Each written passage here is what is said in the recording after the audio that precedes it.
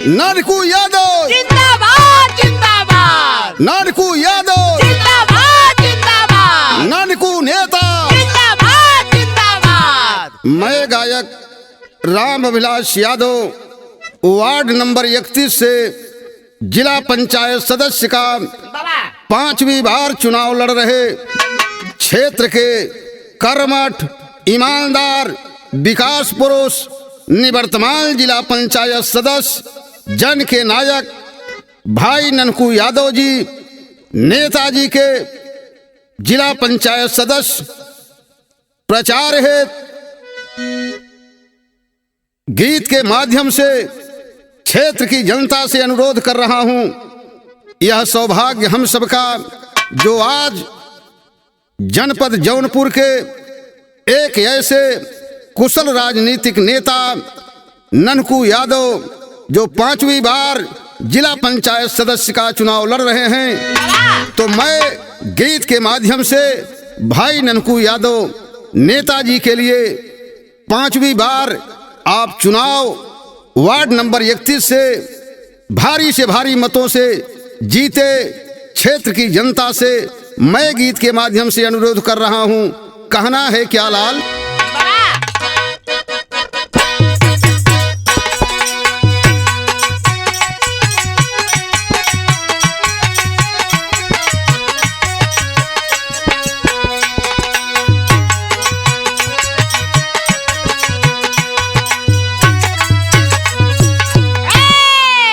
भाव है कि जगवाड़ 31 के किसनवा और जगवाड़ 31 के किसनवा भूला जनी ननकू नेता बीरनावा।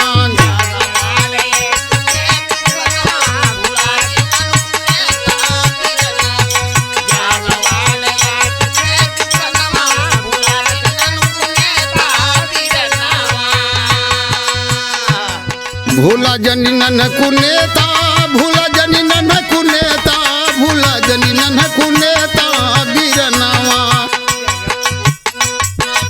जगवाड़ 31 के किसनवा भूला जनी ननकू नेता बीरनावा।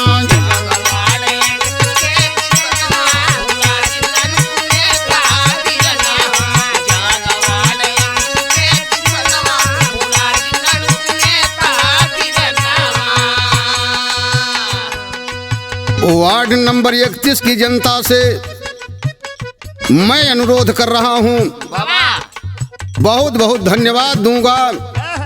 प्रथम बार जिला पंचायत सदस्य का चुनाव हमारे नेताजी लड़े, आप लोगों ने ऐसा आशीर्वाद दिया, भारी मतों से विजयी बनाया।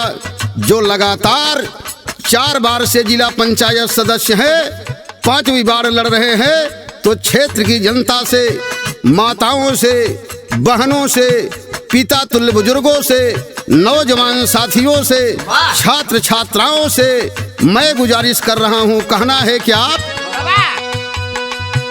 जवन नेता के दिहाया आशीर्वाद हो,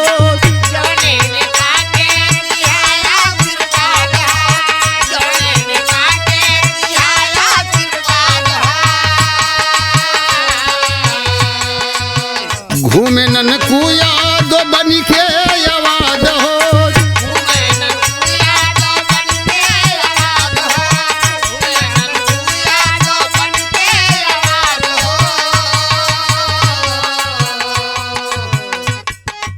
आ गईल सबके समनवा, आ गईल सबके समनवा भूला जनी ननकू यादव बीरनावा।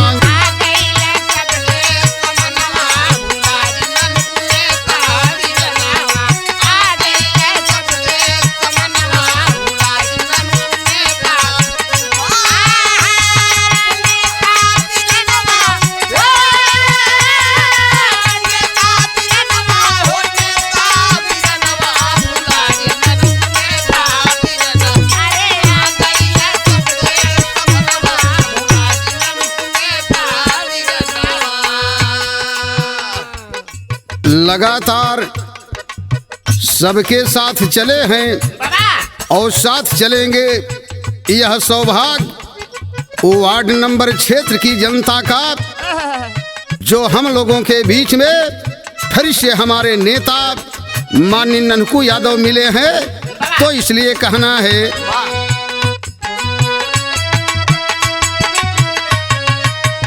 बड़े भाग्य मिली गई सबके ननकू भाई। बड़े भाग मिल गई सबके ननकू भाई, बड़े भाग मिल गई सबके ननकू भाई।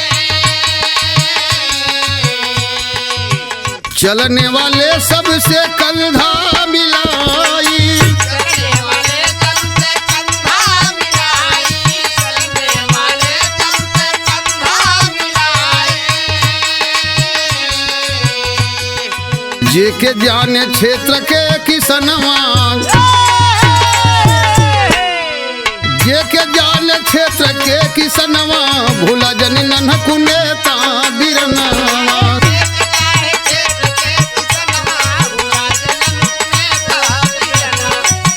बहुत अच्छे, बहुत अच्छे।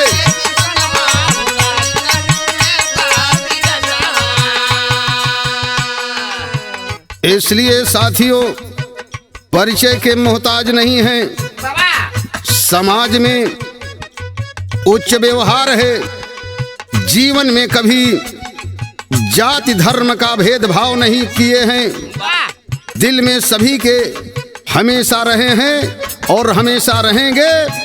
वार्ड नंबर 31 से चुनाव जीत रहे हैं, चुनाव जीतेंगे। तो इसलिए कहना है कर्मठ समाज के सफल जन्मदाता,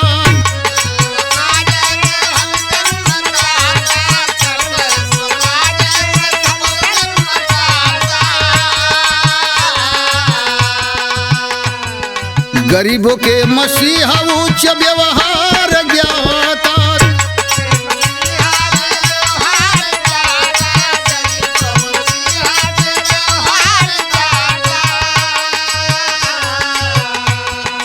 जाहिर चहुओरी जेकर नमवा, जाहिर चहुओरी जेकर नमवा, भूला जनी ननकू नेता बिरनवा।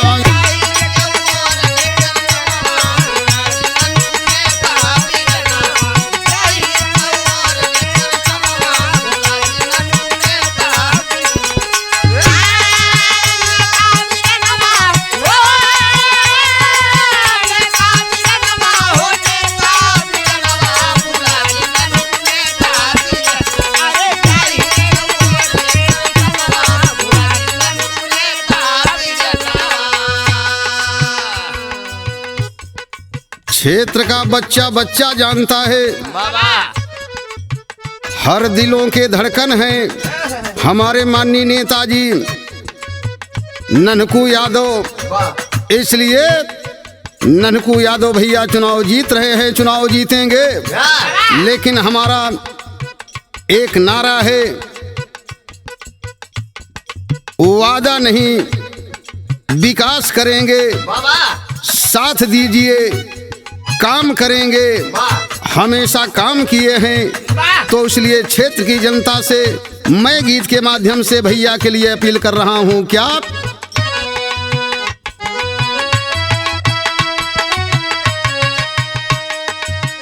भैया ननकू यादव है ऐसा नेता,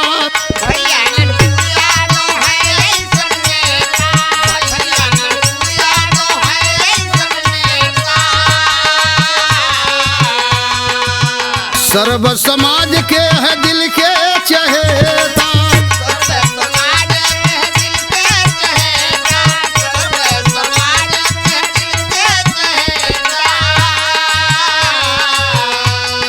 साज दी है फिर सब सपनवा, अरे साज दी है फिर सब सपनवा, भूला जन ननकू नेता बिरनवा।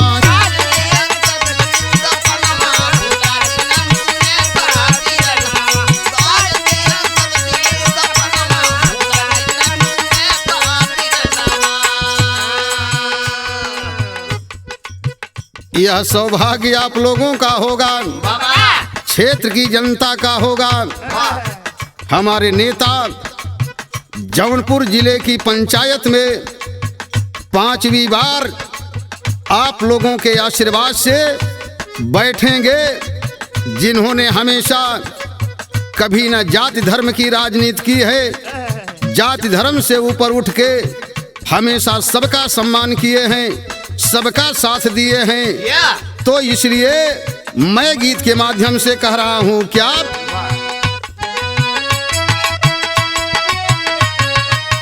भैया ननकू याद है ऐसन नेता,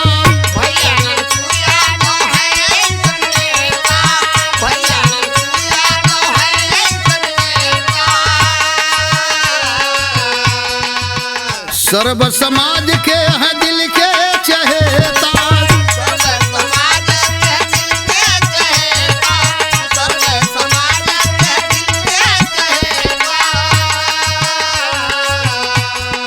साज दिया फिर सब सपनवा, अरे साज दिया फिर सब सपनवा, भूला जन ननकू नेता बिरनवा।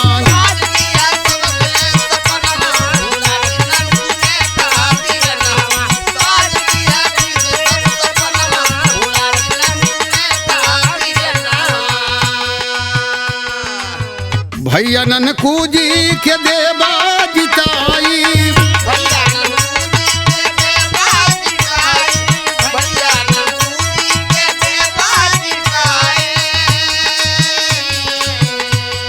मुरझायल बगिया में फूल खिल जाई हो,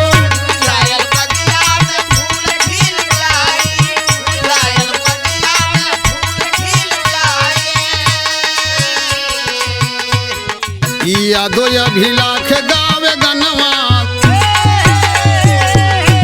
अरे मान